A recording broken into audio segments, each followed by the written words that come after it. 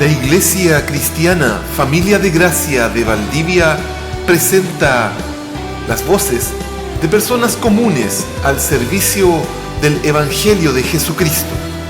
Voces de familia de gracia. Verdades jamás se nos olviden. Jamás, Señor, dejen de impresionarnos y de impactarnos. Porque sin duda que por la eternidad, Señor, vamos a ver tus manos perforadas, tus pies perforados, Señor, y tu costado. Van a ser testimonio vivo, claro, para cada uno de nosotros durante toda la eternidad. Yo te suplico, Señor, que usted nos hable en esta mañana, en este día, que usted, Señor, se glorifique para honra y gloria de su nombre, Señor. Que mi torpeza, que mis emociones, que yo no entorpezca, Señor, lo que usted quiere hacer. Se lo ruego, mi Dios, en el nombre de Jesús. Amén. Hermanos, principalmente en esta mañana yo les voy a hablar acerca de la propiciación. Pero es difícil no tocar la sustitución y algo de la expiación, porque son doctrinas que van muy unidas, van muy juntas respecto de la propiciación. Un sacrificio santo y perfecto, hecho por un sacerdote santo y perfecto, para un Dios santo, perfecto y todopoderoso. Ayer nuestro hermano Esteban estableció claramente que Dios aborrece al pecador. El hombre en tinieblas tiene un problema con Dios. El problema del hombre no es Satanás, el problema es Dios mismo. Dios es enemigo del hombre. El hombre es enemigo de Dios a causa de su condición y de su estado. La naturaleza justa y santa de Dios genera en él una reacción natural que es el aborrecer, el despreciar, el mirar mal, el querer destruir, amados hermanos, al pecador. Porque el pecador es y va contra todo lo que Dios y su naturaleza son, hermanos. Proverbios capítulo 15, verso 9. Abominación es a Jehová el camino del impío, mas él ama al que sigue justicia. El camino del impío. Salmo 104, 35. Sean consumidos de la tierra los pecadores. Miren la declaración, amados. Sean consumidos de la tierra los pecadores y los impíos dejen de ser. Bendice, alma mía, a Jehová. Aleluya. El problema, hermano, es que la posición del hombre natural cree que no es pecador, por lo tanto él no está dentro de ese grupo de que sean consumidos. Se estableció que el hombre está condenado. El hombre natural, el hombre en tinieblas está condenado, el hombre nace condenado. Por lo tanto, esta declaración incluye a todos los hombres, sean consumidos de la tierra los pecadores. Isaías 13:11, castigaré al mundo por su maldad y a los impíos por su iniquidad, y haré que cese la arrogancia de los soberbios y abatiré la altivez de los fuertes. Miren la declaración de Dios, hermanos, por favor. Él se va a encargar de hacer esto. Ezequiel 18:20, el alma que pecare, esa morirá. El Hijo no llevará el pecado del Padre, ni el Padre llevará el pecado del Hijo. La justicia del justo será sobre él, y la impiedad del impío será sobre él. Uno podría interpretar de esto, el alma que pecare, entonces si yo no peco no voy a morir. El problema es que el hombre es pecador. Es pecador. No hay ninguno que se libre de esto. Solamente aquellos que han sido redimidos por Cristo. El Salmo 7:11. Dios, quiero que pongan atención en esto, hermanos. Dios es juez justo y Dios está airado contra el impío todos los días. Hermanos, no cuando el impío peca. Todos los días de su vida Dios está airado contra el impío. Nosotros nos levantamos, salimos, la gente hace sus actividades, vive, hermanos, desarrolla su trabajo, tienen su familia, a veces no tienen su familia, dejan los hijos botados, pensemos en lo que sea, y creemos que en realidad, y después viene, pasa el periodo de vida, la gente muere. Y pensamos que no, si en realidad es como que nos da la sensación de que en realidad Dios no está tan airado, porque ¿por qué no destruye la tierra? ¿Por qué no lo destruye a todos? Dios dijo que no iba a destruir más la tierra con agua. Recuerden que ya en una ocasión lo hizo. Pero va a llegar un día en que Él va a derramar toda su ira sobre los impíos y sobre sus enemigos. Tito 3, verso 3. Porque nosotros también éramos en otro tiempo insensatos, rebeldes, extraviados, esclavos de concupiscencias y deleites diversos, viviendo en malicia y envidia, aborrecibles, y aborreciéndonos unos a otros. Éramos aborrecibles, hermanos. Para Dios éramos aborrecibles. ¿Cuándo yo aborrezco algo? Cuando eso no me gusta, cuando eso lo desprecio, cuando eso me parece mal, cuando esa cuestión... El aborrecimiento es una palabra fuerte. No es una palabra así como liviana. Y hermanos, Dios es juez justo. Él demanda justicia. Y necesito que esto les quede en su mente. Dios demanda justicia sobre el pecador. Dios la demanda. Él quiere que el pecador sea destruido, amados. Pero Dios es Dios. ¿El hombre puede apaciguar la ira de Dios? ¿Será eso posible?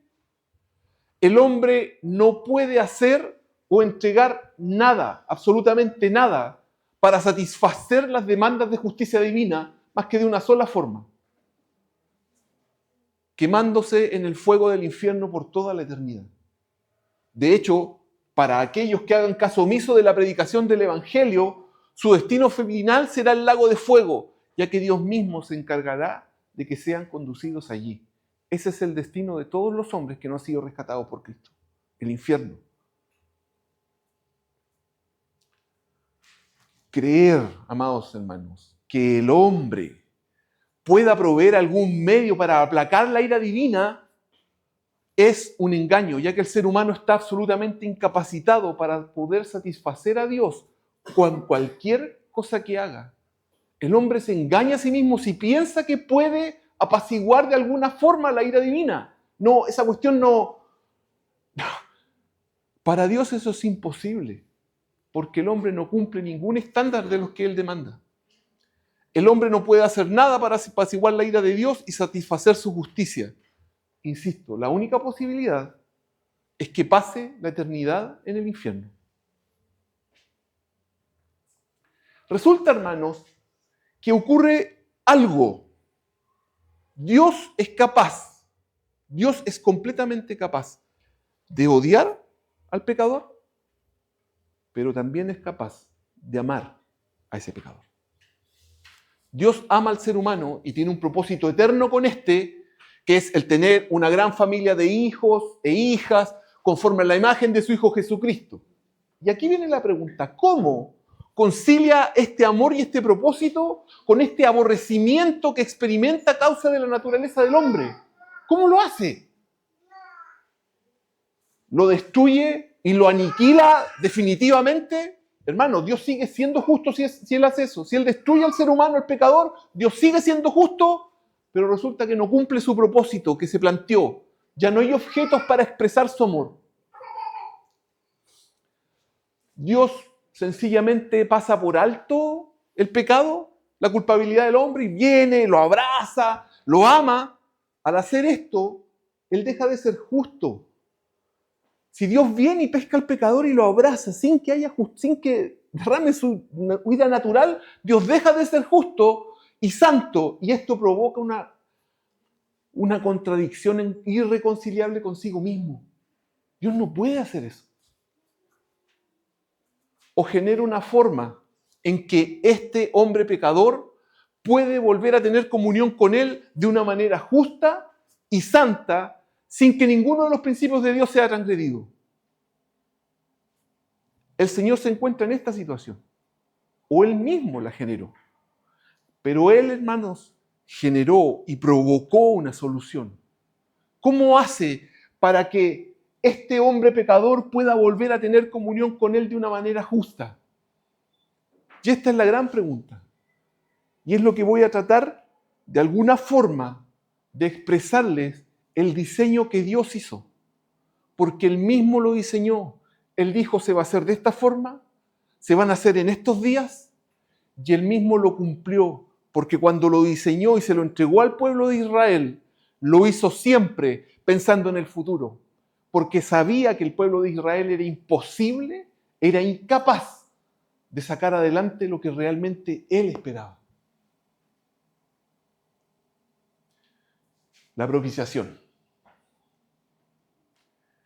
La propiciación, hermanos, nos habla hacia una disposición favorable de Dios para con el pecador. Y esto es consecuencia de que la ira que permanece contra el pecado y el pecador ha sido aplacada. ¿Pero cómo ha sido aplacada? Ha sido aplacada por la presentación de la sangre.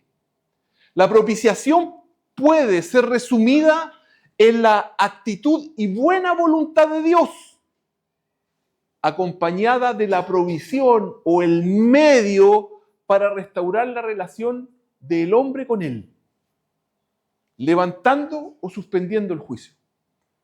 Vamos a ver algunas definiciones. Hermanos, traté de hacerlas muy sencillas, las definiciones. Después vamos a ver el desarrollo de estas cosas, pero traté de hacer muy sencillas las definiciones que vienen a continuación. La sustitución. En la primera lámina les hablé de la propiciación, la sustitución, la expiación. Los animales puros y perfectos tomaban la culpa en lugar del pecador, en lugar del culpable. Un animal inocente y perfecto muere en lugar del culpable. Al animal se le imputa la culpa del pecador y al pecador se le imputa la inocencia de ese animal, la pureza del animal, por lo cual obtiene perdón. Pero este sacrificio, esto que estamos hablando aquí, se tenía que efectuar por siempre. Por siempre, hermanos. Los judíos por cientos de años habían ofrecido sacrificio, por cientos de años, decenas de miles de animales habían sustituido a los israelitas que eran pecadores para que no muriesen. Ese era el diseño. Había un animal que tomaba el lugar del culpable. Y ese era el que moría. La expiación. Hermanos, insisto, traté de hacerlo lo más sencillo, pero es mucho más profundo que esto. Y tiene que ver con, la expiación tiene que ver con la idea de un proceso que es ejecutado y terminado de principio a fin, con el fin de borrar los pecados y cubrir o mantener cubiertos a los beneficiarios de esta expiación, por quienes se hizo expiación. Hermanos, un ejemplo de esto del cubrir tiene que ver con lo que pasó en Éxodo, capítulo 12, verso 12, cuando el Señor va a emite juicio sobre Egipto y va a pasar y van a morir todos los primogénitos. Resulta que ahí les dice, pues yo pasaré aquella noche por la tierra de Egipto y heriré a todo primogénito en la tierra de Egipto, así de los hombres como de las bestias, y ejecutaré mis juicios en todos los dioses de Egipto, yo Jehová. Estas son las definiciones: propiciación, sustitución, expiación. Y la sangre os será por señal en las casas donde vosotros estéis. Miren, y veré la sangre y pasaré de vosotros y no habrá en vosotros plaga de mortandad cuando hiera la tierra de Egipto. Los judíos tenían que sacrificar un animal, tomar esa sangre y cubrir los dinteles de las puertas. Y el ángel de Jehová iba a pasar, iba a mirar la sangre y todo lo que estaba adentro estaba protegido. Hermanos, todo. Si dentro de esa casa habían judíos con egipcios, los egipcios igual estaban protegidos. Dios iba a respetar lo que él había dicho. Él se iba a respetar a sí mismo y no iba a generar daño en la casa que estaba cubierta por la sangre. Iba a perdonar todo lo que estaba cubierto por esa sangre, lo que estaba en el dintel.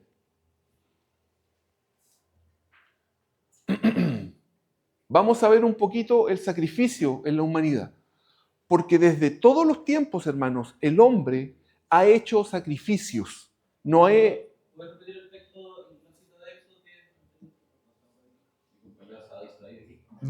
Éxodo 12, del 12 al 13.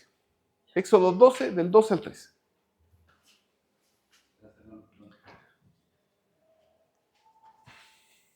Aquí tienen una figura, hermanos, esto es de la cultura precolombina, cuando los españoles llegan, y esta es una cuestión que la pintaron los mismos habitantes de la época. Ellos pintaron esto. Aquí están sacrificando a una persona. Hermanos, estos eran sacrificios humanos.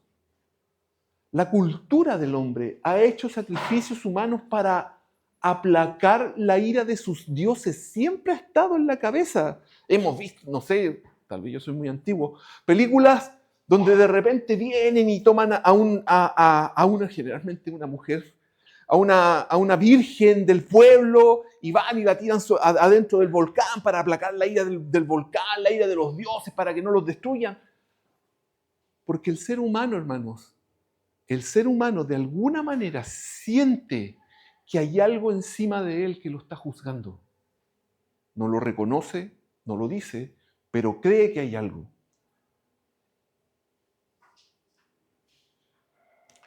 Históricamente podemos verificar que los hombres han hecho sacrificios de sangre de personas y animales para poder aplacar la ira de las divinidades. En la actualidad continúan apaciguando a sus dioses mediante regalos y sacrificios. Y hermanos, quizás en nuestra cultura todavía lo más cercano que nosotros podemos comprender son las mandas de los católicos. Estas cuestiones que...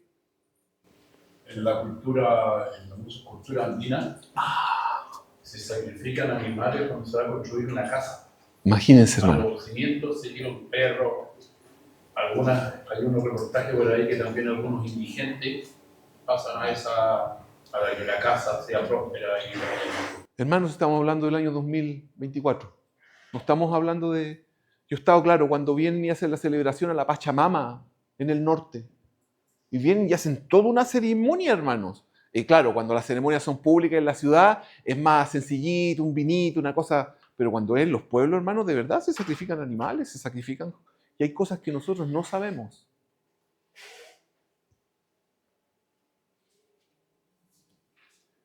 La cultura druida. Esta otra imagen. También los druidas sacrificaban seres humanos. Lo que tienen en común, miren, el pensamiento religioso y las sectas, es considerar que el hombre es el que debe tomar la iniciativa. Es que el hombre tiene que buscar el medio. Soy yo el que tiene que buscar la manera de proveer los recursos para satisfacer a sus dioses. Incluso, hermanos, en las religiones que confesionalmente son cristianas, generan derivaciones a donde afloran las iniciativas y los esfuerzos humanos para satisfacer a Dios.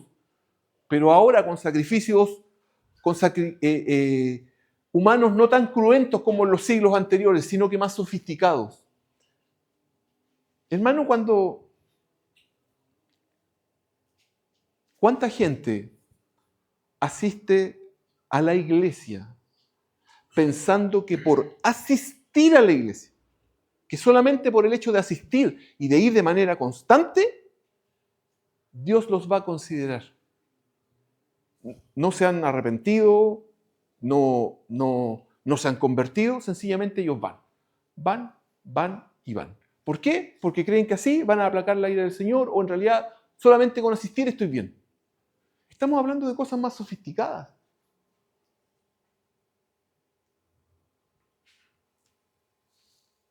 A Moloch, un hombre ofreciendo un bebé.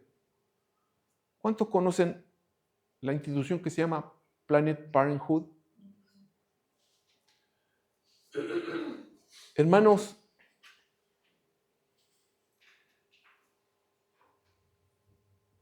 Planned Parenthood es la institución que maneja los abortos a nivel mundial. Y aquí, amados hermanos, hay un sacrificio humano en honor a Mamón, al dinero. Porque matar ese bebé a esa empresa le significa ganar plata. Y ustedes, si vieran los reportes, son miles de millones de dólares. Donde la gente va, ellos reciben el sacrificio por dinero. Y las personas, las mujeres, muchas veces hacen este aborto en honor a su individualidad, en honor a su profesión, en honor a no tener que tener preocupaciones por nada y seguir creciendo solas. Hermanos, los sacrificios se siguen produciendo en la actualidad. Cuando yo adoro cualquier cosa, hermanos, lo que sea, el trabajo, ¿cuánto estoy dispuesto a sacrificar por el trabajo? Estoy dispuesto a sacrificar horas y horas del día, estoy dispuesto a sacrificar a mi familia, ¿cuánto estoy dispuesto a sacrificar? Los sacrificios humanos, hermanos, siguen existiendo al día de hoy. Estas prácticas son comunes en todas las religiones, sin excepción, resultando ser absoluta y categóricamente opuestas a lo que establece el cristianismo. Pensar lo contrario resulta una presunción humana al creer que se puede proveer el pago suficiente por el crimen que se ha cometido. Hermanos, el cristianismo es la única religión que establece que el hombre no puede ofrecer absolutamente nada, pero nada. No hay nada que el hombre pueda ofrecer para aplacar la ira de Dios. El cristianismo es el único. Usted vaya a las miles de religiones que hay en India, las religiones que hay en Vietnam, en Bangladesh, en toda esa zona. Los musulmanes, los sacrificios, los tipos se inmolan a sí mismos, van, se ponen una bomba. ¿Por qué? Porque eso le va a agradar a su Dios y van a ir al cielo. Todas las religiones establecen, lo más cercano, los católicos vienen y las mandan, van de rodillas, 1 kilómetro, 2 kilómetros, caminan 15 kilómetros para llegar hasta el lugar donde van a cumplir su manda. Hermanos, el cristianismo, insisto en esto, es el único que establece que el hombre es incapaz. El hombre no puede hacer absolutamente nada para aplacar la ira de Dios. Solamente arder en el infierno. Es la única manera en que un hombre natural podría llegar a aplacar la ira de Dios. Y ahora vamos a empezar con la propiciación, un tema extraordinariamente glorioso. Considerando Dios la condición en que el hombre se encuentra frente a él, de estar bajo la ira de Dios y de ser enemigos de Dios, fue necesario que él manifestara la propiciación.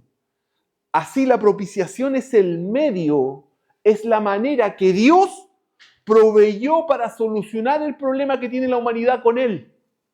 Él estableció este medio. La propiciación en sí es el único medio que Dios escogió para apaciguar su ira. O en otras palabras, como el único medio que Él proveyó para satisfacer las demandas de justicia. Hermanos, me voy a detener un poquitito en la demanda de justicia. Nosotros, que somos seres humanos malos, si me roban el vehículo por fuerza, vámonos a Santiago. Vienen a alguien, va llegando a su casa, ha trabajado todo el día, se compró un vehículo con mucho esfuerzo. Va llegando a la casa, está abriendo el portón, de repente aparece un lote de gente, lo tiran del vehículo, si es que sale vivo, lo botan, pescan el vehículo y se lo llevan. Pregúntenle a esa persona, que está en tiniebla esta persona, pregúntenle a esa persona si esa persona querría que hicieran justicia con él. Hermanos, les aseguro que esa persona querría que a los que le robaron el vehículo incluso los mataran. Porque sabe que no va a haber restitución si el vehículo se lo robaron, se fue, va a quedar botado en la calle, se lo van a entregar destruido, si es que lo encuentran y el tipo perdió. Amados, si ese ser humano demanda esa justicia, si a Samuel le hicieran algo, si llegaran, entraran a la casa y mataran a mi hijo, ¿ustedes creen que yo me voy a quedar tranquilo? Si no, sí, pucha, bueno, todavía no llego a ese nivel de madurez, hermano. Voy a demandar justicia porque pecaron contra mí. A mí me hicieron el mal, a mí me hicieron la falta. Dios demanda justicia porque el ser humano ha pecado contra él y ha faltado a todas, absolutamente todas sus demandas. Dios demanda justicia y su ira tiene que ser aplacada. Y por eso era necesario que hubiera un medio para que esto pudiera suceder. Hermanos, la reacción natural de Dios frente al pecado es su ira. Porque Él es santo, Él no puede mirar el pecado, no puede así reaccionar. Ya, sí, no hay problema. No, hermanos, Él reacciona irado porque el pecado es algo que Él aborrece.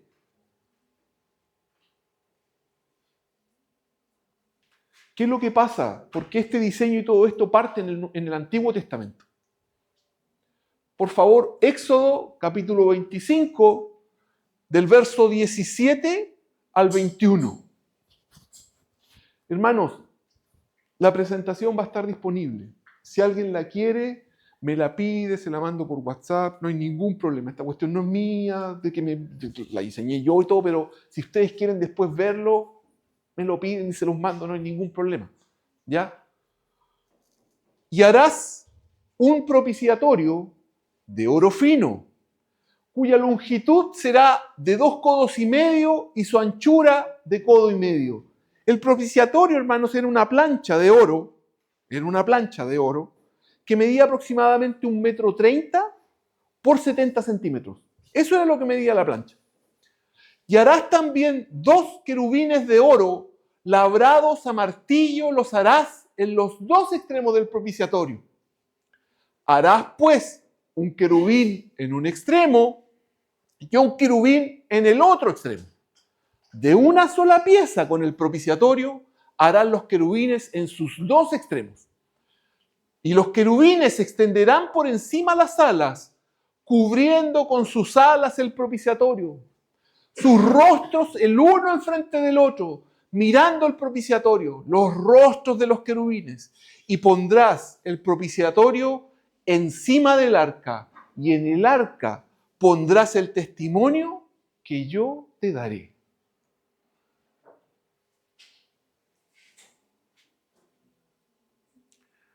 Era algo así, hermanos.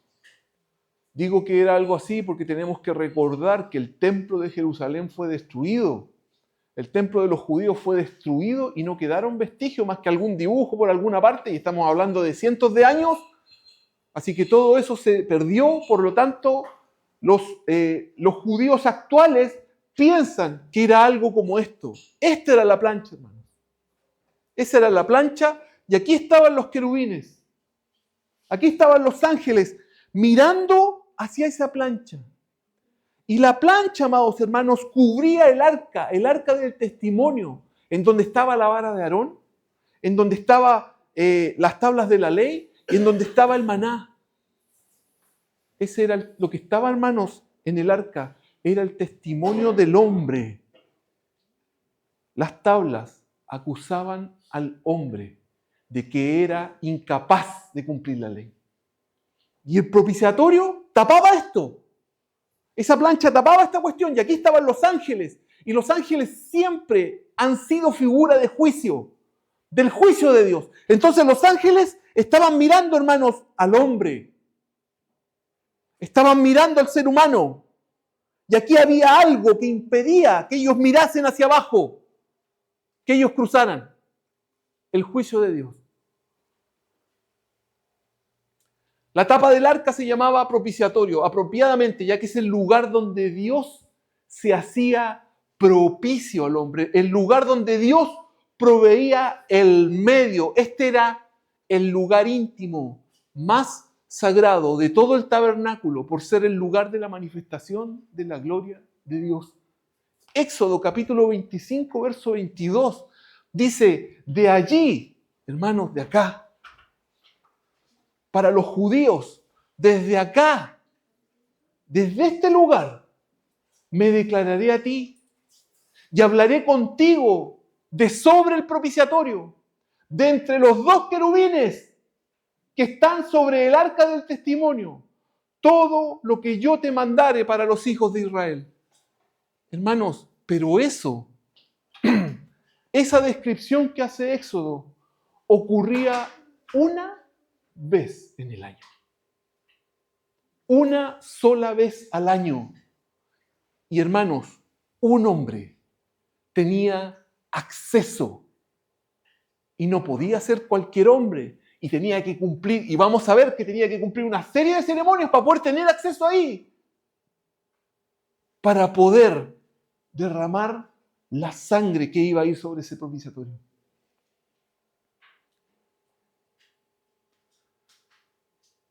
En la actualidad, hermanos, ya existe el día de la expiación.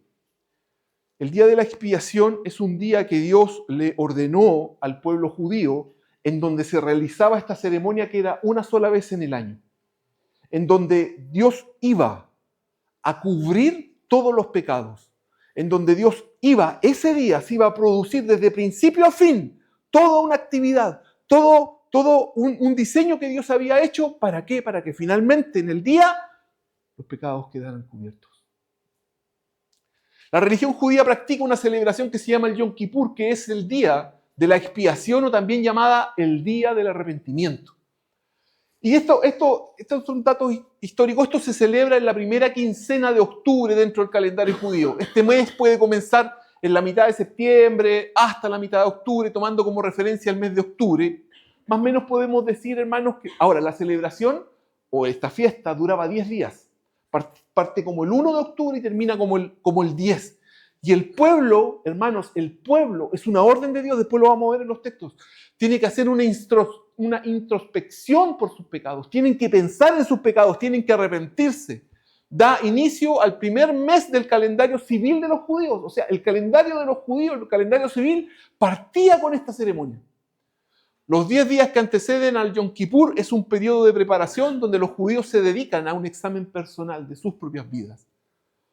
Hermanos, por lo general, todas las fiestas judías que nosotros vemos en las Escrituras son fiestas alegres.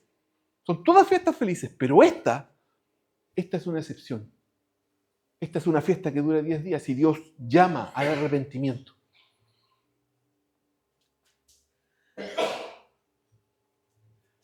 Y partimos, hermano. Por favor, Levítico, capítulo 16, versículo 1.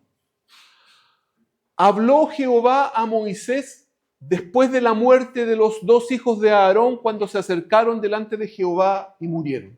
Hermanos, los hijos de Aarón habían tratado de ingresar y murieron. Trataron de ingresar al lugar santísimo y murieron.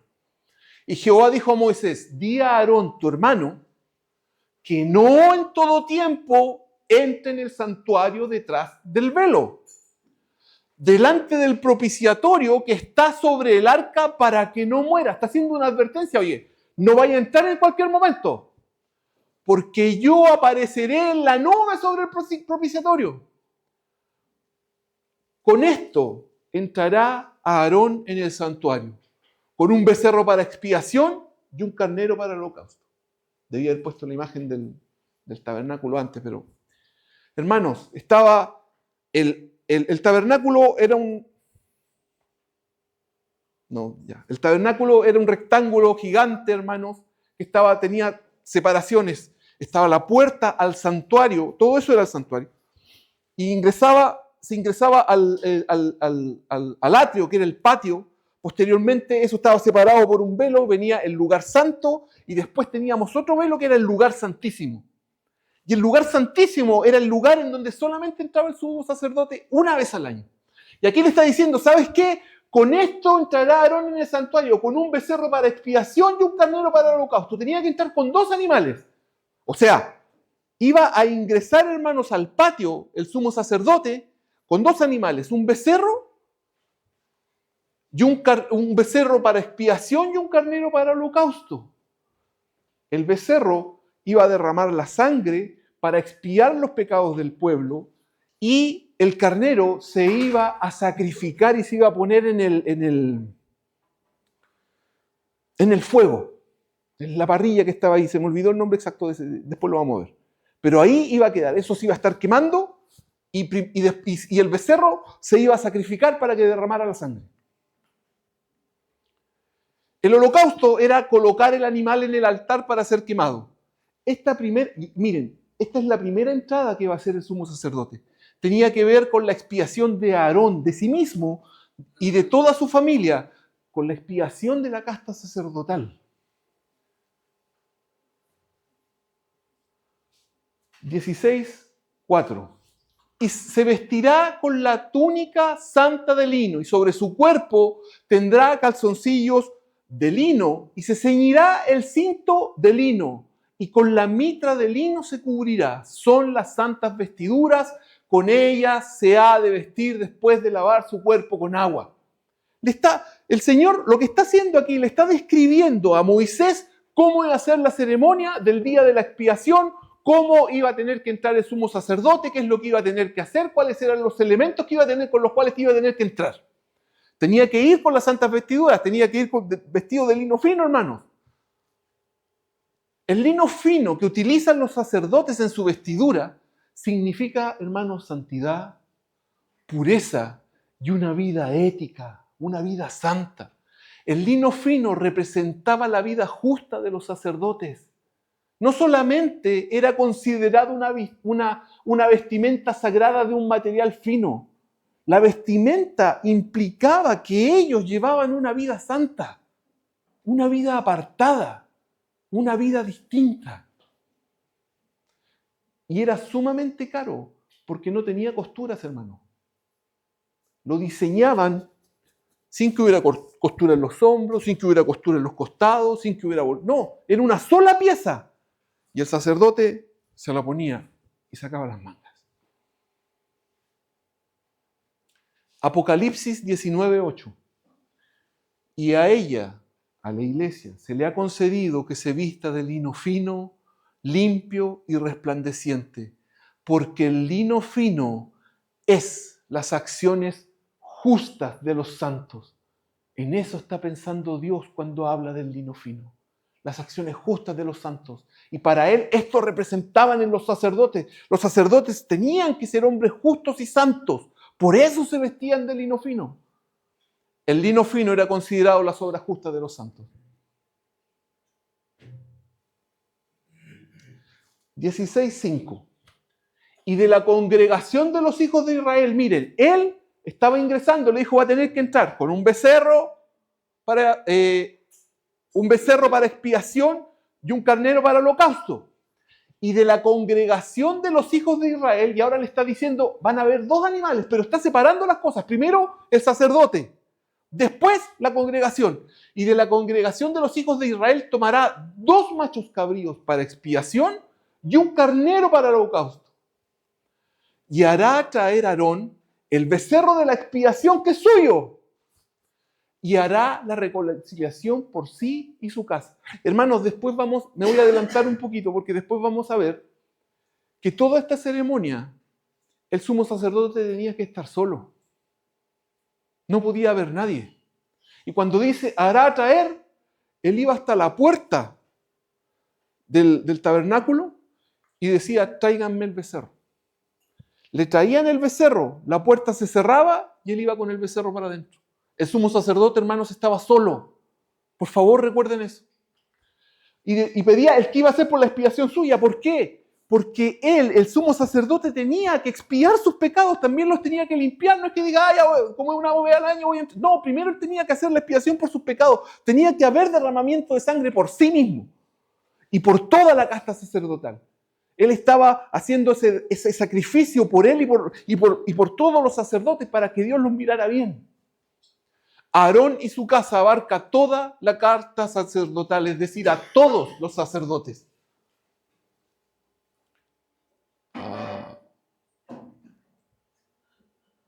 Ya, Verso 16, del 7 al 9. Después, o sea, primero venía, hacía el sacrificio por sí mismo y por la casta sacerdotal. Después tomará los 2 machos cabríos y los presentará delante de Jehová a la puerta del tabernáculo de reunión. O sea, tenía que salir, tomar los 2 machos cabríos y presentarlos a Jehová a la puerta. Allá está el tabernáculo, hermano, el tabernáculo, el patio, el lugar santo, el lugar santísimo, acá. Y tenía que presentárselos al Señor, los 2 machos cabríos. Machos cabríos, hermanos, que habían sido escogidos. Machos cabríos, animales que se habían buscado durante mucho tiempo. Hermanos, eran casi idénticos. Hermanos, eran casi iguales. Uno los miraba y era muy difícil notar la diferencia. Había una tribu, hermanos, en Israel que se dedicaba exclusivamente a esto. No puse imágenes ahora, pero los tipos venían, miraban las orejas en el interior, le miraban los dientes, miraban los ojos, veían que los ojos estuvieran a la misma distancia, a la misma altura, que las orejas fueran del mismo tamaño, que midieran lo mismo, hermanos, que fueran lo más parecido posibles. Y perfectos tenían que ser. Ni una mancha, no podía haber ninguno cojo, no podía, hermano, no podía haber una diferencia en los ojos, en los oídos. Tenían que ser animales que tú los mirabas y no notabas ninguna diferencia y hermanos, eran animales hermosos. Estoy seguro que nosotros los veríamos y quedaríamos sorprendidos, porque los tipos se dedicaban 1 año, amados, a buscar, a criar, a que crecieran.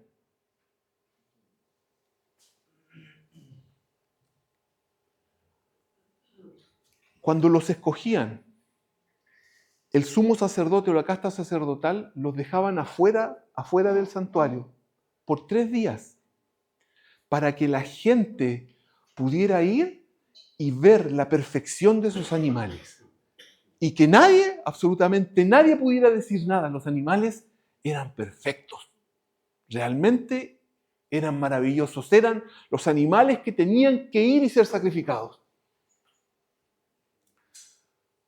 Y echará suerte a Aarón sobre los 2 machos cabríos, una suerte por Jehová y otra suerte por Azazel. Aquí aparece algo.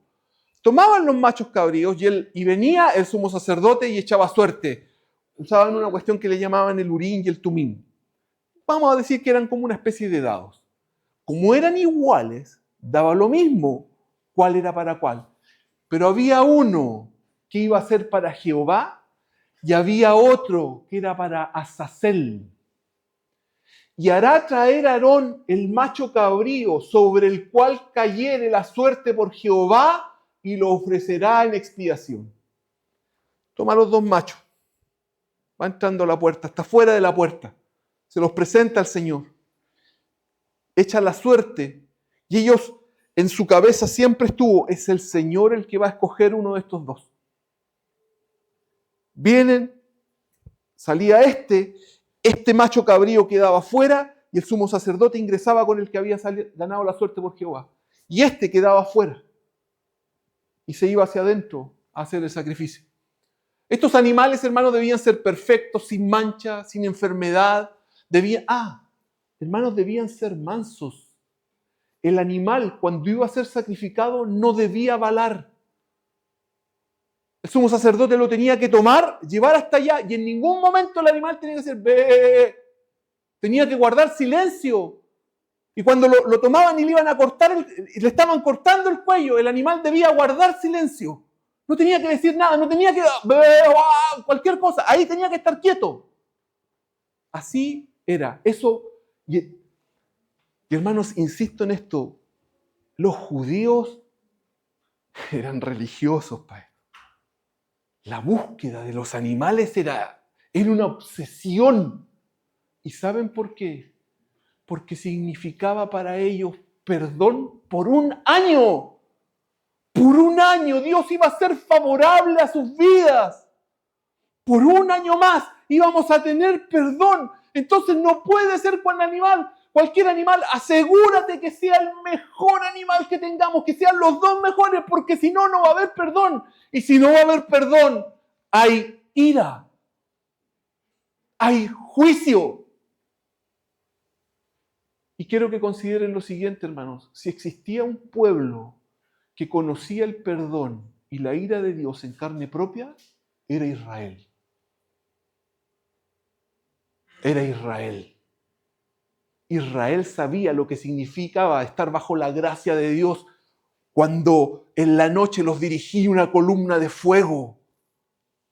Sabían lo que era estar bajo la gracia de Dios cuando abrió el Mar Rojo. Sabían lo que era estar bajo la ira de Dios cuando de golpe mató a 10.000, hizo un hoyo en la tierra, los que se habían levantado en contra de Moisés. De golpe destruyó 10.000. Cuando Esteban nos compartía ayer la plaga de las serpientes, hermano. Ellos sabían lo que era estar bajo la ira de Dios, lo habían experimentado. Entonces, claro, la preocupación por el animal era una obsesión. No podían ser cualquier dos animales, tenían que ser perfectos.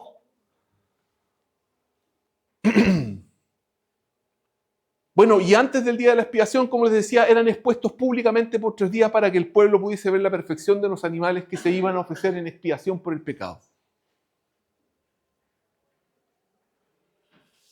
Mas el macho cabrío sobre el cual cayere la suerte por Azazel, lo presentará vivo delante de Jehová para hacer la reconciliación sobre él, para enviarlo a Azazel al desierto. Acaba de aparecer un concepto nuevo, la reconciliación. Pero ese animal que había estado fuera iba a ser enviado al desierto. ¿Por qué razón? Porque este chivo tiene que llevar los pecados que fueron transferidos sobre él al desierto. Después vamos a ver qué es lo que pasa aquí. No me voy a adelantar. Pero ese animal lo iban a llevar al desierto. Lo iban a llevar a lo que ellos llamaban Azazel, o a lo que el Señor les dijo a Azazel. Y se podría entender como Azazel como un lugar árido, pero también como aludiendo a los demonios que vivían en el desierto, ya que la expresión utilizada no se está refiriendo a un lugar, sino que a un ente. Lo que es incuestionable es que Azazel es figura del dominio de Satanás. Por lo demás, la Biblia se ha referido en reiteradas ocasiones, hermanos, a que los demonios habitan en el desierto. Y esta es la postura rabínica. Son los judíos, los rabinos los que analizaron esto y dijeron, a esto se refiere Dios cuando está hablando acerca de Azazel. Aquí, hermanos, esta es la vaquita, este es el becerro. Tenía que ser un becerro rojo, perfecto, el que se iba a sacrificar, el que iba a hacer de parte del sumo sacerdote. Y hará traer a Aarón el becerro que era para expiación suya. Y hará la reconciliación por sí y por su casa. Y degollará en expiación el becerro que es suyo. O sea, traía el becerro, en el patio venía y lo degollaba. Y dejaba una fuente en donde la sangre se iba a empezar a derramar. Después tomará un incensario lleno de brasas de fuego del altar de delante de Jehová y sus puños llenos del perfume aromático molido y lo llevará detrás del velo. Hermanos, por favor, pongan atención a esto. Esto que va a empezar el sumo sacerdote a hacer, hace 1 año que no se ha producido. Ha pasado 1 año desde que se hizo esta ceremonia. Y ahora nuevamente ya sea el sumo sacerdote que le tocó el año pasado o el nuevo, si era nuevo, era peor todavía por toda la presión que eso significaba, que iba a tener que ingresar y hacer todo este proceso. Esto, hermanos, era el tabernáculo. Aquí estaba el ingreso al tabernáculo. Este era el patio. En el patio estaba el altar de bronce donde se quemaban los animales, donde se hacían los sacrificios. Aquí estaba la fuente donde los sacerdotes venían y se purificaban, se lavaban y hacían todo lo que Dios les decía, porque después vamos a ver que se tenían que lavar y se tenían que limpiar. Y después venían y empezaban a ingresar al lugar santo, a la primera puerta. Aquí estaba la mesa de la proposición, aquí estaba el candelero. Aquí, hermanos, estaba el altar del incienso. Cuando le dice al sumo sacerdote, va a entrar con un incensario y va a tomar el perfume en sus manos, ha ingresado. Aquí sacrificó el animal. Acá lo sacrificó. Aquí viene y va entrando con el incensario, con las brasas de fuego del altar, dice la Escritura. De aquí tomó brasas con una pala, con alguna cosa, lo echó en el incensario y va ingresando, va entrando. Y resulta que ahora va llegando hasta aquí, que es el altar del incienso, y toma con sus manos el incienso y lo va a echar en el incensario. Y resulta que ahora tiene que ingresar por primera vez aquí.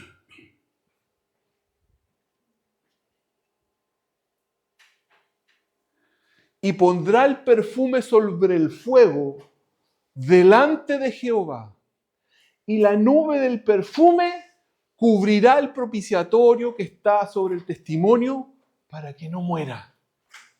Entró al lugar santísimo con el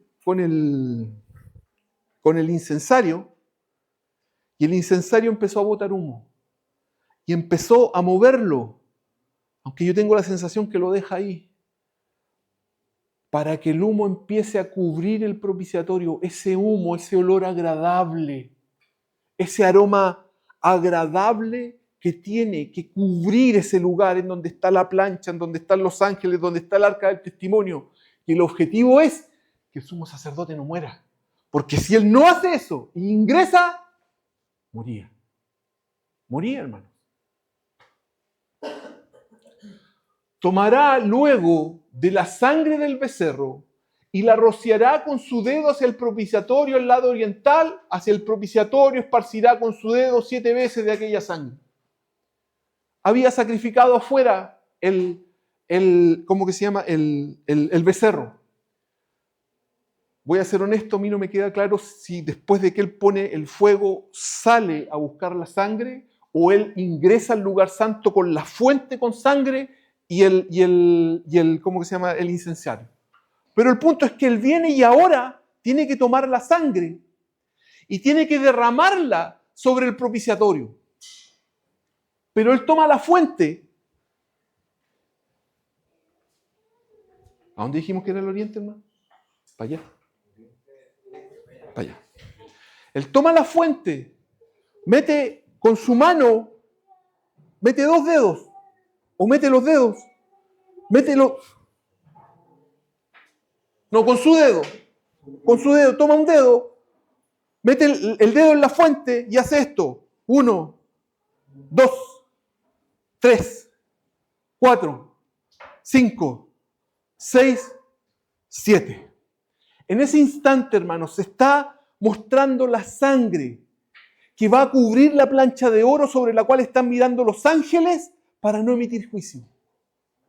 Para que haya propiciación, para que Dios sea propicio a los hombres, para que Dios sea propicio, para que derrame un buen favor sobre el pueblo de Israel, que está el testimonio ahí guardado. La ley los acusa. La ley está ahí, las tablas de la ley lo están acusando. Y la única forma que Dios no derrame su ira es que esa sangre caiga sobre ese propiciatorio. Después, degollará al macho cabrío en expiación por el pecado del pueblo. Ojo, perdón, me adelanté. Esto, el sumo sacerdote lo está haciendo por sí mismo. Él primero tiene que ser purificado. Él primero tiene que ser perdonado. Él primero tiene que ser cubierto. Por sí mismo lo está haciendo. Todo este proceso lo está haciendo por sí mismo. Después degollará al macho cabrío. Después que hizo esto, por sí, pesca, saca las cosas y sale. Y ahora tiene que ir a buscar el macho cabrío por el pecado del pueblo. Tiene que ir afuera, sacrificar el otro macho cabrío, tomar la sangre y llevará la sangre detrás del velo y hará de la sangre como hizo con la sangre del becerro y la esparcirá sobre el propiciatorio y delante del propiciatorio.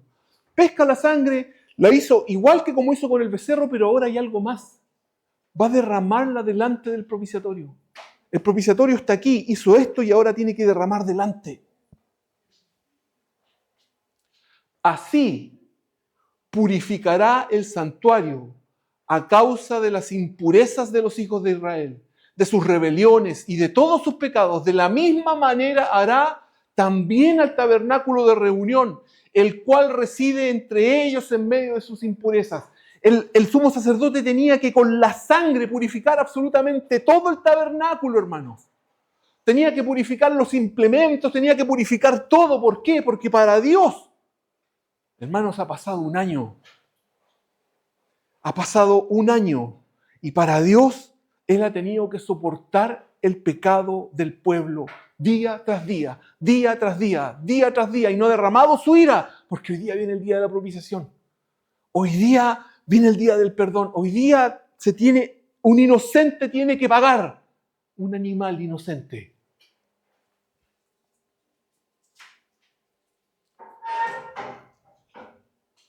El verso 17. Ningún hombre estará en el tabernáculo de reunión cuando él entre a hacer la expiación en el santuario hasta que él salga y haya hecho la expiación por sí, por su casa y por toda la congregación de Israel. Nadie, hermanos, esta ceremonia era entre el sumo sacerdote y Dios. No había nadie. Como ustedes ya saben y mi imaginación vuela, imagínense lo que significaba para el pueblo. El tabernáculo estaba cerrado. Todos los demás sacerdotes estaban afuera. Y el pueblo estaba afuera porque estaban rogando perdón, hermanos. Porque, insisto en esto, ellos conocían la ira de Dios. Estaban afuera y tenían que esperar que el sacerdote terminara. Ellos no sabían qué estaba ocurriendo adentro. Dicen algunos escritos rabínicos que efectivamente al sumo sacerdote le amarraban una cuerda porque si es que moría había que sacarlo y nadie podía entrar. Entonces, claro, si la cuerda se detenía, quería decir que el sumo sacerdote estaba muerto. Me parece que le ponían unas campanitas también. Entonces, claro, afuera del tabernáculo, lo único que había era un movimiento de la cuerda y un sonido de campana, pero no sabían nada más. No sabían qué estaba pasando. El único que sabía era el sumo sacerdote. No hay intervención de nadie extraño, solo Dios y el sumo sacerdote. Nadie más podía estar presente durante todo el tiempo que el sumo sacerdote demorase en hacer expiación. Aquí, hermanos, aquí está la figura del mediador. Solo el sumo sacerdote podía hacer la ceremonia para pedir el perdón por los pecados del pueblo. Pero él tenía que pedir primero perdón por sus pecados y después por los pecados del pueblo.